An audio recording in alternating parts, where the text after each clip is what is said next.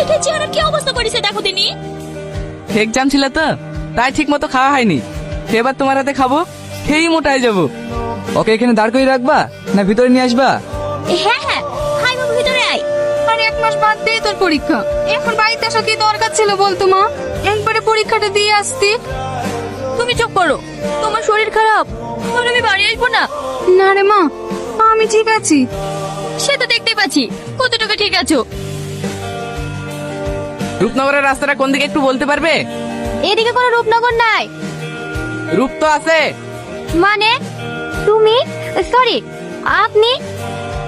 আপনি না, তুমি। তুমি বাইক কোথায় পেলে? এখানকার জমিদারের। আপনাদের জমিদার অনেক বড় মনের মানুষ, কালকে আমার অনেক সেবা যত্ন করেছে।